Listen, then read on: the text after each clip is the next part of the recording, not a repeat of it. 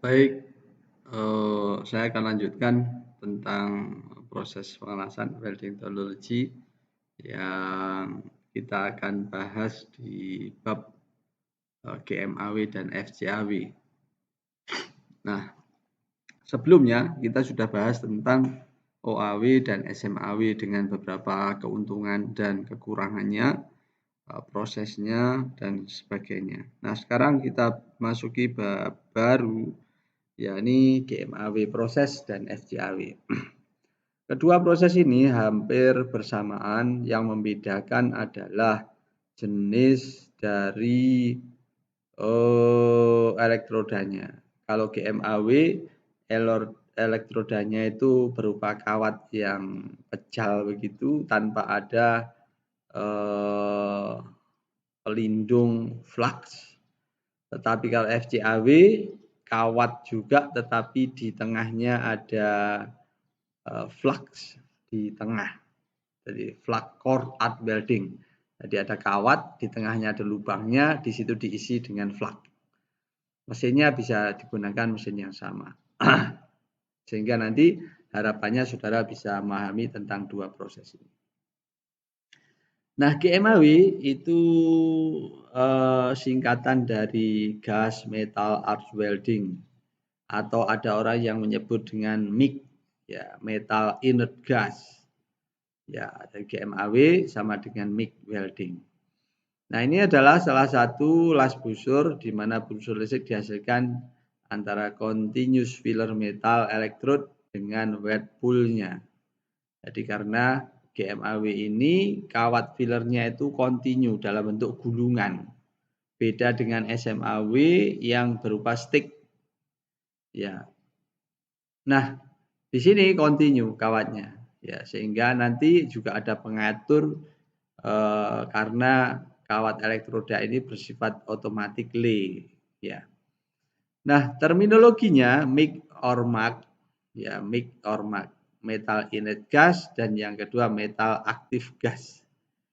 Ya, biasanya disingkat GMAW, tergantung jenis pelindungnya. Kalau MAG biasanya gasnya CO2, aktif gas, CO2 itu aktif. Sedangkan MIG bisa argon, bisa helium, bisa campuran. Nah, aplikasinya adalah biasanya untuk pengelasan aluminium. Ya, sebagai hasilnya istilah MIG, metal inert gas, digunakan dan masih merupakan referensi untuk proses tersebut. Nah, perkembangannya ya bahannya lebih luas, penggunaan gas aktif CO2 dan campuran gas bisa digunakan sebagai pelindung. Perkembangan selanjutnya itu. Nah, GMAW ini dioperasikan semi otomatis. Kenapa semi otomatis? Karena speed weldingnya masih dilakukan oleh welder, sedangkan wire speednya sudah otomatis keluar, otomatis mengikuti jarak tips wire root ke benda kerjanya. Nah, semua logam yang penting itu bisa dilas dengan GMAW, seperti baja karbon, HSLA, high strength low alloy, stainless steel, aluminium, tembaga, semua bisa dilas dengan GMAW. Dan tingkat produktivitasnya cukup tinggi karena tidak perlu membersihkan slag dan sebagainya. Nah, pengelasan ini ya merupakan salah satu bagian dari consumable electrode, ya, karena elektrodanya itu nanti akan habis, terumpan, meleleh, kemudian menjadi satu kesatuan di dalam logam las. Nah, di sini panas dihasilkan, busur listrik dihasilkan antara elektroda filler metal yang diumpankan secara terus-menerus di wet poolnya. Kemudian ada gas pelindung, ya, gas mulia yang digunakan untuk melindungi logam las dari kontaminasi udara. Nah, ilustrasi proses GMAW-nya seperti ditunjukkan pada gambar berikut. Nah, ini ada nozzle-nya, ada gas inlet di situ, ada electrical current konduktor, ada kawat lasnya. Nah, ini ada bare wire-nya, ya kawat telanjang itu tanpa flak, ya. Kemudian ada consumable electrode karena habis. Kemudian ada ini kontak tipnya, gas nozzle, gaseous seal. Gaseous seal itu gas pelindungnya. Nah, nanti hasilnya adalah sama seperti di pengelasan lain. Ada bagian yang wet metal yang masih mencair, wet pool-nya ini. Kemudian nanti karena welding direction-nya ke sana, di sini akan membeku menjadi sebuah bagian logam lasan. Di sini dibagi A itu adalah base metal, B wet reinforcement-nya, ya ketinggian dari reinforcement, kemudian C itu adalah wet metalnya, kemudian C itu weld depth of penetration, penetrasinya ke sana, D-nya itu disebut dengan wet metal. E itu adalah HZ-nya, heat affected zone-nya. Itu ilustrasi yang ada di dalam proses pengelasan GMAW. Nah, peralatan yang diperlukan apa saja? Nah, peralatan yang diperlukan seperti ditunjukkan pada gambar berikut. Ada welding gun, kemudian ada kabelnya di situ, kemudian ini ada electrode feed unitnya di sini, kemudian ada powernya, power source-nya, di sini ada gas shielding gasnya, supply ke sana. Ini rangkaian electrode supply-nya di sini, ya ini ada kawat gunungan begitu masuk ke sana. Kemudian di sini ada pengatur electrode feed unit, wire feeder unitnya di situ. Mesin las ke sana, kabel masuk ke situ, satu lagi sebagai untuk logam las, logam yang dilas. Nah, kemudian welding gun berfungsi untuk memandu, ya, mengarahkan konsumsi elektroda dan untuk menghantarkan arus serta gas. Ya, ini welding gun ini. Nanti keluar arc di situ. Kemudian gas pelindung juga keluar dari situ. Nah, kemudian ya welding busurnya ini, ya busur yang meleleh, ya kemudian dilindungi oleh gas, ya, sehingga nanti tidak terjadi porositas. Nah, GMAW menggunakan elektroda yang diumpankan terus, ya karena ada wire feeder yang bisa mengumpankan dengan kecepatan yang relatif tinggi, sehingga nanti bisa digunakan untuk produktivitas yang tinggi. Nah, karena semi otomatis atau otomatis, peralatan dasar untuk terdiri dari, nah ini alat yang bisa dipakai, ada welding gun. Ya, welding gun, ujung dari keluarnya kawat las. Kemudian disinilah biasanya welder melakukan on off. Ini ada tombolnya di situ, on dan off-nya. Ketika switch ditekan, maka akan secara otomatis kawat keluar. Jadi kalau ini saudara tekan sebelum saudara nyalakan itu, ini akan keluar otomatis. Ya, kawat akan menjulur dan gas pelindung juga akan menyembur. Yang berikutnya electrode feed wire. Ya, wire feedernya di sini masuk di situ, nanti dikontrol kecepatannya. Nah, di situ ada pengatur. Kemudian kontrol pengelasan, pengendalian las dan motor elektroda untuk operasi semi otomatis tersedia dalam satu satuan yang disebut dengan wire feeder.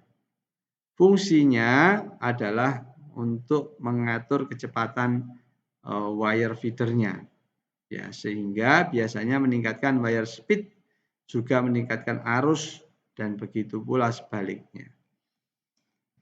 Dan berikutnya power source. Ya, power source yang ada, ya bisa sumbernya dari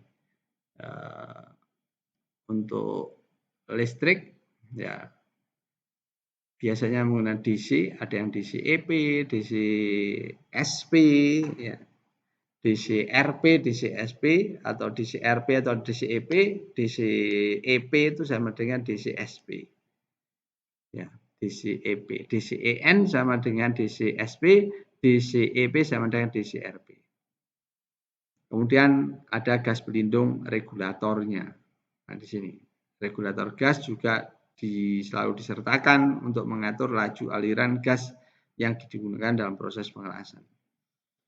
Nah, parameter pengelasannya yang pertama adalah arus. Ya, arus. Nah, arus ini sangat tergantung pada speed dari wire feedernya. Besarnya digunakan terdapat diameter yang digunakan. Pada GMAW, arus pengelasan mengikuti kecepatan kawat yang ditetapkan. Jika keluar kawat las cepat, maka ampere yang keluar juga semakin besar. Kemudian polaritas ada DC-EN atau DC-SP, DC-EP atau DC-RP. Ya, sebagian besar aplikasi GMAW menggunakan elektroda DC-EP. Karena kondisi ini menghasilkan busur stabil, logam transfer halus, persikan relatif rendah, manik las lebih baik, kedalaman penetrasi bagus untuk berbagai arus pengelasan. Kemudian ada tegangan, ya tegangan voltage, ya. Kemudian juga dari situ nanti ini ada ilustrasinya, ya. Di sini ada elektroda, ini namanya stick out. Stick out itu jarak dari ujung nozzle-nya ke pucuk dari elektrodanya. Ya, kalau elektroda extension tempat keluarnya elektroda sampai ke pucuknya. Ya, kemudian ada lagi namanya consumable electrode. Jadi ini consumable electrode-nya. Ya. Kemudian ada stand off distance, jarak dari ujung itu ke benda kerja. Kemudian ada contacted setback-nya. Dari mana itu? Dari keluarnya elektroda ke ujung dari nozzle-nya. Ya, itu beberapa istilah yang perlu saudara perhatikan. Nah, travel speed, ya kecepatan las adalah tingkat perpindahan linier di mana busur bergerak sepanjang sambungan las. Nah, diukurnya berapa meter per detik atau berapa sentimeter per menit, nanti dihitung bisa dengan menggunakan stopwatch. Dengan semua kondisi lain dianggap tetap, penetrasi akan maksimum pada kecepatan las yang sesuai, dalam arti tidak terlalu cepat dan tidak terlalu lambat. Ya, kecepatan las yang meningkat cenderung menghasilkan undercut. Kemudian extension, stick out. Stick out yang mana stick out? Stick out yang tadi ini. Stick out. Jarak dari ujung kontak tip nozzle-nya ke ujung dari elektrodanya. Nah, ekstensi adalah elektroda jarak antara ujung kontak tip dengan ujung elektroda yang ditunjukkan pada gambar di atas. Nah, perpanjangan elektroda diinginkan umumnya 1/4 sampai setengah 6-13 mili untuk transfer arus pendek dan setengah sampai 1 untuk jenis transfer yang lain. Kemudian orientasi elektroda. Seperti proses pengelasan busur yang lain, elektroda punya orientasi yang akhirnya dapat mempengaruhi bentuk bitnya atau manik lasnya dan juga penetrasi. Orientasi elektroda mempengaruhi bentuk manik-manik dan penetrasi, pengaruhnya lebih besar daripada tegangan busur atau kecepatan las.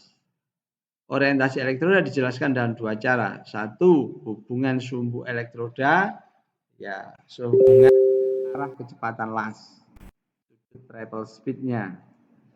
Yang kedua, sudut antara sumbu elektroda dan permukaan kerja yang berdekatan, sudut kerja.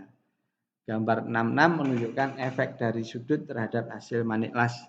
67 menunjukkan sudut yang direkomendasikan untuk GMAW pada fillet. Nah, ini bentuknya ya direction of welding. Ya, direction of welding. Bentuknya miring begini. ya, tegak lurus sana. Nah, yang ini untuk forehand, teknik miring ke sana. Yang ini untuk backhand, teknik mundur. Ya, ini maju, ini mundur, ya ini torch tegak lurus. Nah, ini rekomendasi untuk fillet. Posisi gunnya itu berjarak kurang lebih 45 derajat, 40 derajat.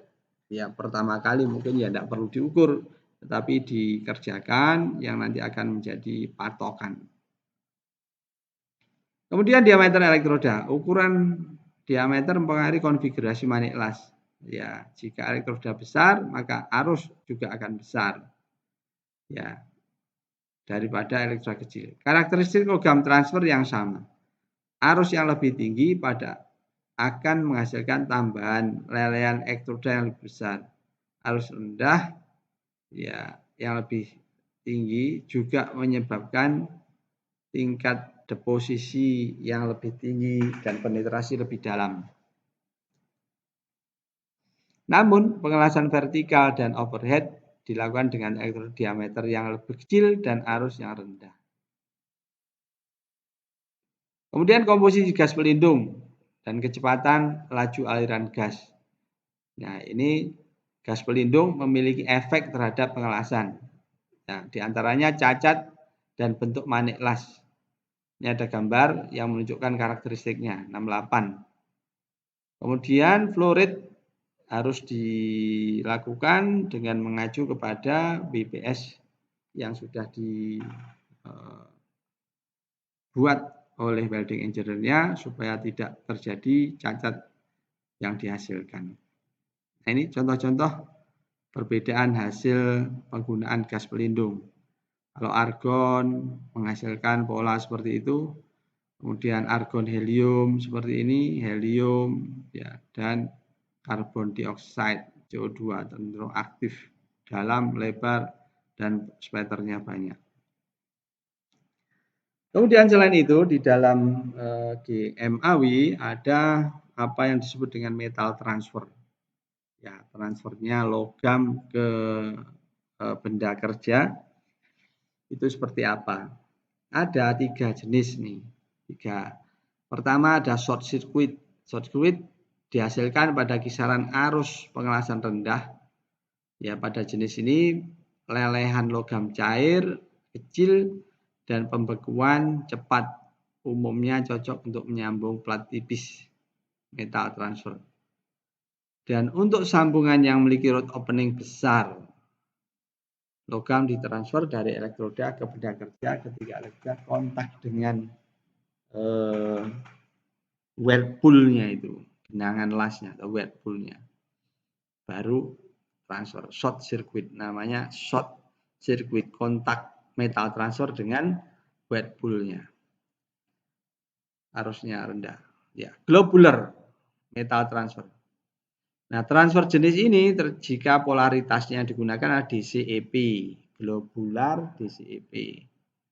Arus yang dipakai relatif rendah. Nah, jenis transfer ini bentuk lelehan atau metal yang jatuh berukuran lebih besar dari elektroda.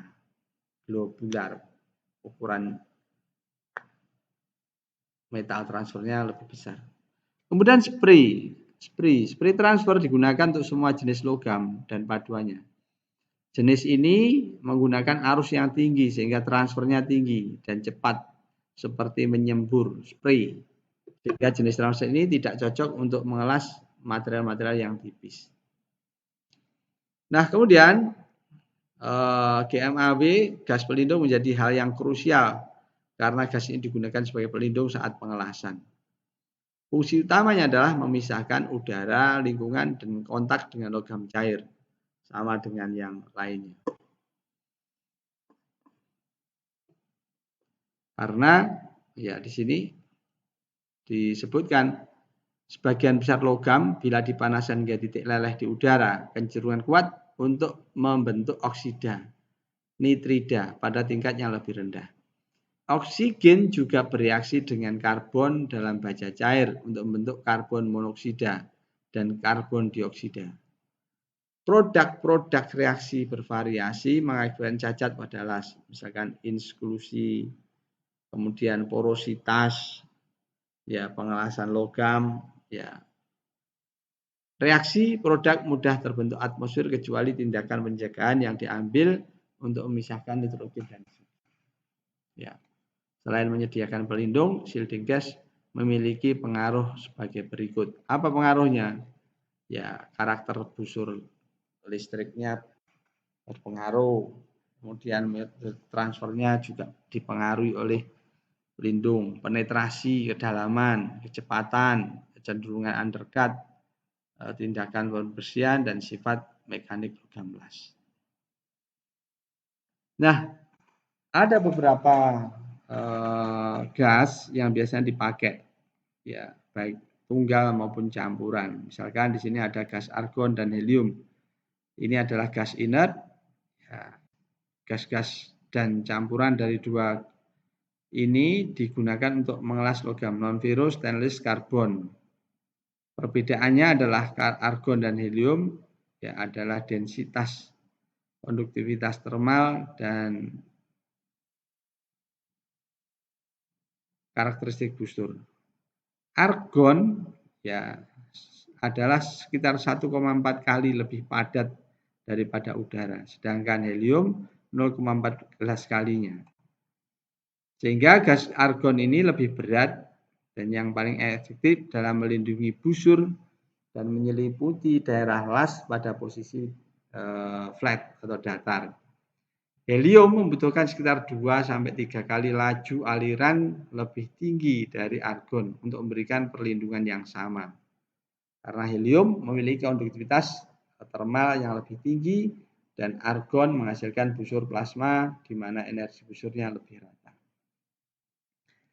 Kemudian ada campuran argon dan helium. Ini ada karakteristiknya. Kemudian ada penambahan oksigen dan karbon dioksida pada argon dan helium. Nah, karena penggunaan argon murni pada pengelasan logam non-ferro dapat menghasilkan las yang memuaskan, tetapi lain halnya apabila pengelas logam ferro dan paduannya. Sehingga dalam beberapa kasus penambahan oksigen atau karbon dioksida dapat meminimalisir undercut. Oksigen ditambahkan 1-5%, sedangkan karbon 5-25%. Jumlah optimum oksigen dan karbon dioksida yang ditambahkan pada inert argon atau helium tergantung kondisi permukaan logam yang dilas. Nah, di sini ada beberapa konfigurasi wet akibat penambahan karbon dioksida pada gas inert. Nah, ini pengaruh penambahan oksigen dan karbon dioksida pada kontur las. Argon oksigen seperti ini, argon dioksida seperti itu. Kemudian ini ada karbon dioksida, ya lebih besar dan dalam. Ini banyak jenis-jenis campuran, saudara nanti baca untuk menambah wawasan saudara. Nah, kelebihannya GMAW ini apa? Ya, karena GMAW itu proses lasnya itu semi otomatis sehingga dapat digunakan untuk mengelas semua logam dan juga elektrodanya itu tak terbatas, tidak berhenti habis kecuali habis. Deposit secara signifikan lebih tinggi dibanding SMAW, kecepatan pengelasan lebih tinggi, ya. Elektroda diumpan terus-menerus hingga pengelasan yang panjang dapat dideposit tanpa henti, tergantung kekuatan fisik daripada weldernya. Ketika terspray transfer, ya digunakan penetrasi lebih dalam dibandingkan SMAW. Tidak memerlukan pembersihan slag sehingga lebih efektif. Kekurangannya apa? Peralatannya lebih kompleks, lebih mahal, ya kurang portable dibanding dengan SMAW. Sulit digunakan pada daerah yang confined space, ya confined space, atau karena welding gunnya lebih besar, ya sehingga akan sangat sulit. Busur las harus dilindungi terhadap aliran udara yang mengganggu. Hal ini supaya menjaga ya, kontaminasi udara dari luar. Ya. sehingga perlu dilakukan penjagaan terhadap tiupan angin. Nah, itu berbicara tentang GMAW.